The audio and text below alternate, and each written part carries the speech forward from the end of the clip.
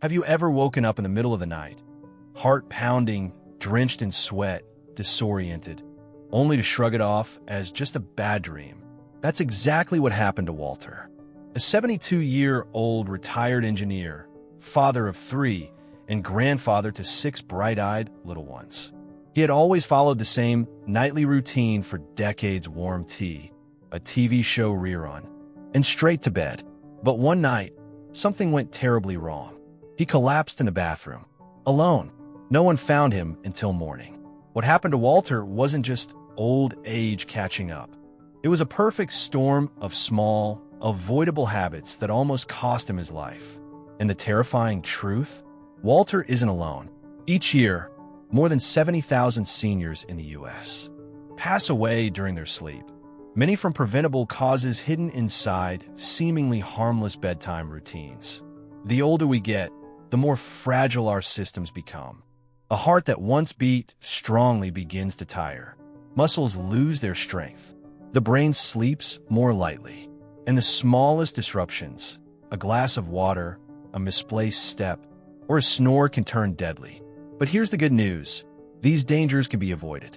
You don't need expensive gadgets or fancy pills. You just need to know what to change.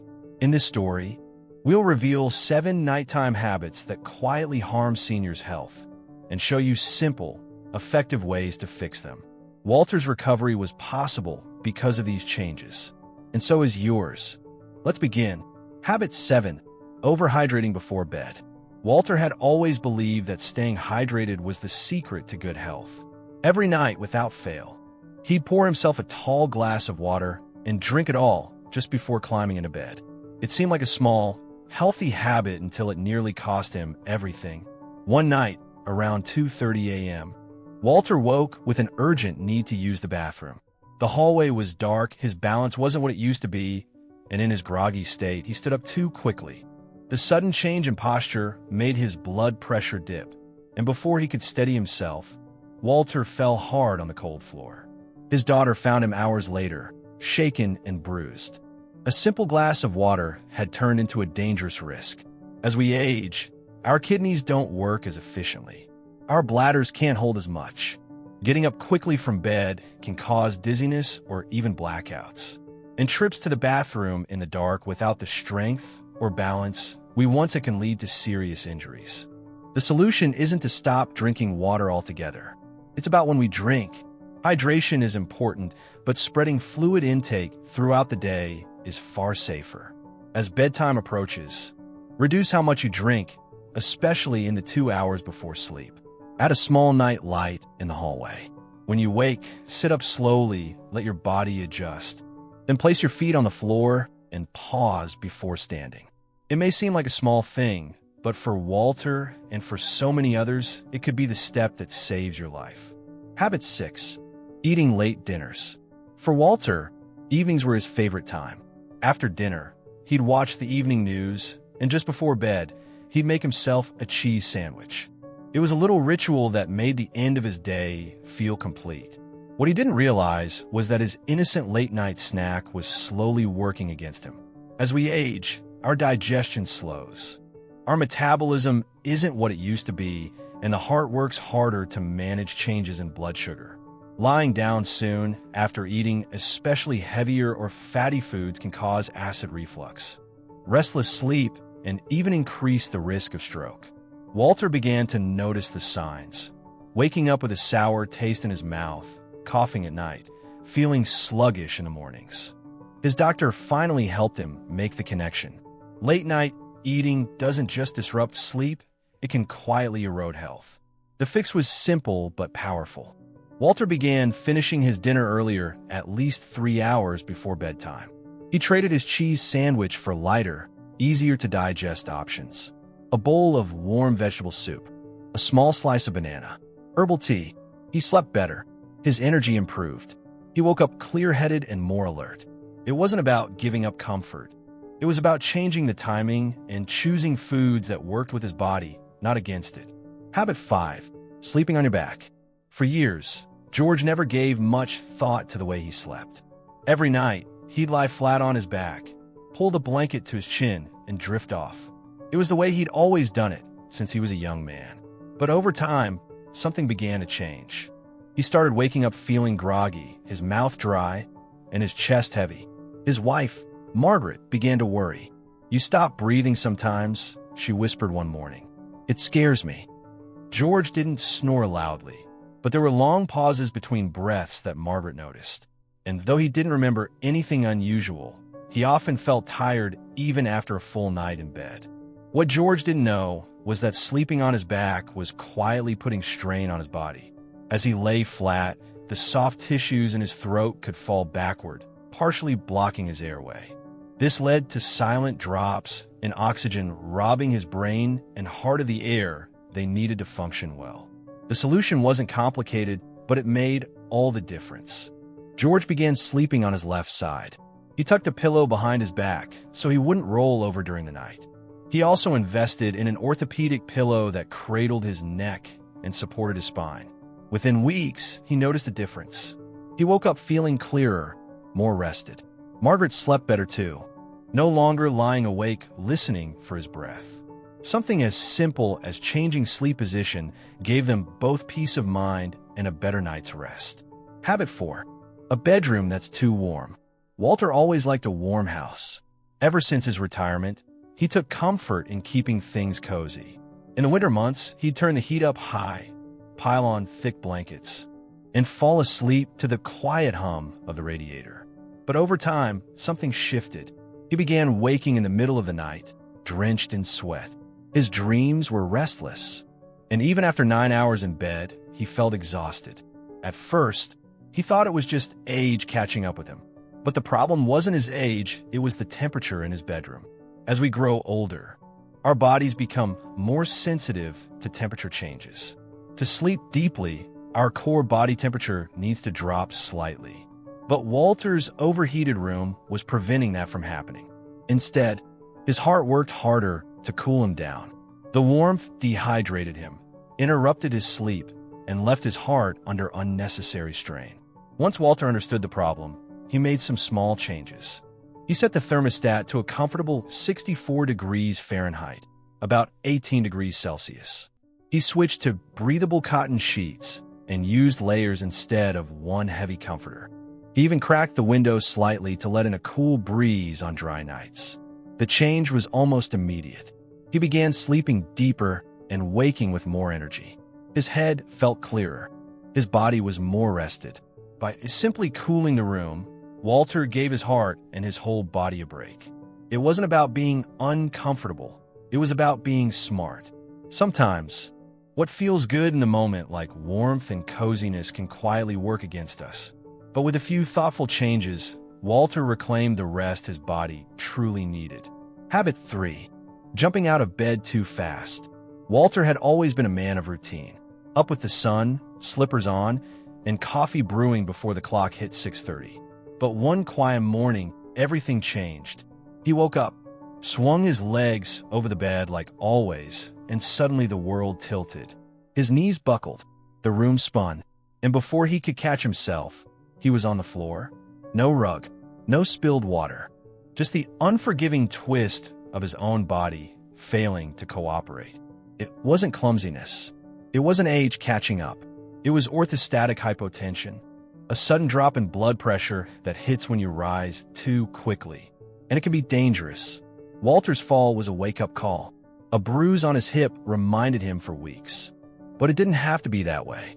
If this sounds familiar, if you've ever felt dizzy when standing up, slow down. When you wake, don't rush. Sit up gently. Wiggle your toes. Roll your shoulders. Take deep, calming breaths. Give your body 30 to 60 seconds to find its balance before getting up. And most importantly, keep a pair of non-slip slippers right by your bed. Stability can begin with small steps. Habit 2. Ignoring snoring or breathing pauses. Walter used to laugh when his wife teased him about his snoring. "It's just noise," he'd say with a grin, waving off her concern. But the days started to feel longer. He couldn't focus. His memory slipped more than usual.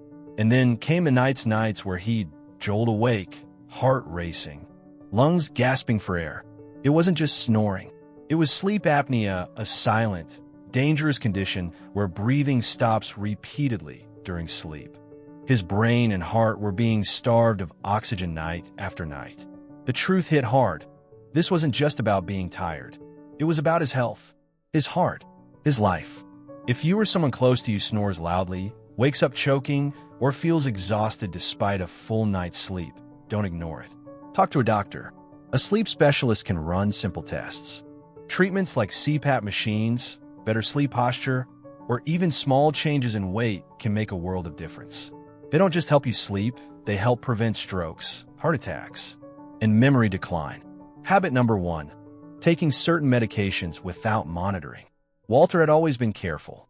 A retired engineer, he liked routine and order. Every evening, without fail, he would line up his pills on the kitchen counter. One for sleep, one for blood pressure, another for his chronic back pain. He'd take them all with a glass of water, brush his teeth, and go to bed. But over the weeks, something began to change. He started feeling lightheaded when he stood up.